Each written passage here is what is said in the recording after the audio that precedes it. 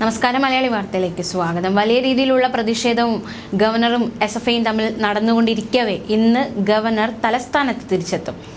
ഇതിനോടനുബന്ധിച്ച് ഗവർണർക്ക് വലിയ രീതിയിലുള്ള സുരക്ഷ വർദ്ധിപ്പിച്ചിരിക്കുകയാണ്. ഒരുപാട് പോലീസുകാരെ വിന്യസിച്ചിരിക്കുകയാണ്. രാജ്ഭവന് മുന്നിലടക്കം സുരക്ഷ കൂട്ടിയിരിക്കുകയാണ്. ശ്രദ്ധേയമായ മറ്റൊരു കാര്യം, ഗവർണർക്കെതിരെ തലസ്ഥാനത്തും എസ്എഫ്ഐ കറുത്ത ബാനർ ഉയർത്തിയിട്ടുണ്ട് എന്നതാണ്. സംസ്കൃത സർവകലാശാലയ്ക്ക് മുൻപിലാണ് കറുത്ത ബാനർ ഉയർത്തിയിരിക്കുന്നത്. എയർപോർട്ട് മുതൽ രാജ്ഭവൻ വരെ പലയിടത്തും ബാരിക്കേഡ് ഉൾപ്പെടെ സജ്ജമാക്കി പോലീസ് സുരക്ഷ ഏർപ്പെടുത്തിയിരിക്കുകയാണ്. അതേസമയം എസ്എഫ്ഐ പ്രവർത്തകരുടെ പ്രതിഷേധത്തിനിടെ ഗവർണർ ഇന്ന് കാലിക്കറ്റ് സർവകലാശാലയിലെ സെമിനാറിൽ പങ്കെടുക്കാൻ തയ്യാറെടുക്കുകയാണ്. വൈകിട്ട് 3:30 സനാതന ധർമ്മപീഠവും ഭാരതീയ വിചാര കേന്ദ്രവും സംഘടിപ്പിക്കുന്ന സെമിനാർ.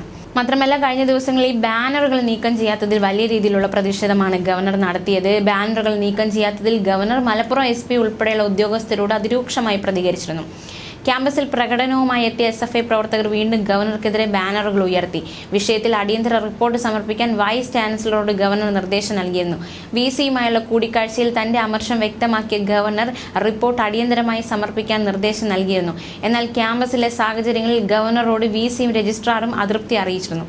ക്യാമ്പസിനെ സംഘർഷവേദിയാക്കുന്നത് ദൈനംദിന പ്രവർത്തനങ്ങളെ ബാധിക്കുന്നതിനാലാണ് ഗവർണറോട് ആശങ്ക അറിയിച്ചത്.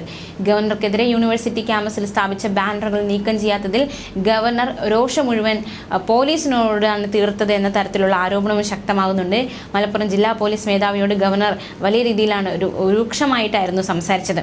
ക്യാമ്പസിലെ കാര്യങ്ങളിൽ ഇടപെടുന്നതിൽ പോലീസിനുള്ള പരിമിതി ബോധ്യപ്പെടുത്താനുള്ള SP-യുടെ ശ്രമവും വിജയം കണ്ടില്ലായിരുന്നു. ഒടുവിൽ SP തന്നെ നേരിട്ട് ബാനറുകൾ നീക്കം ചെയ്തു.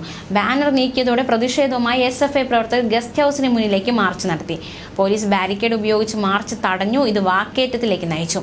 പിന്നീട് ഗവർണർക്കെതിരായ ബാനറുകൾ ഉയർത്തി SFI പ്രതിഷേധം നടത്തി. ഗവർണർ പങ്കെടുക്കുന്ന സെമിനാറിന്റെ ഭാഗമായി ക്യാമ്പസിൽ സ്ഥാപിച്ച ഫ്ലക്സ് ബോർഡിൽ നിന്ന് കീറിയെടുത്ത ഗവർണറുടെ ചിത്രവും ഗവർണറുടെ കോലവും പ്രവർത്തകർ കത്തിച്ചു. ബാനർ അഴിപ്പിച്ചാൽ പകരം 100 ബാനറുകൾ സ്ഥാപിക്കുമെന്ന് SFI നേരത്തെ തന്നെ വെല്ലുവിളിച്ചതാണ്.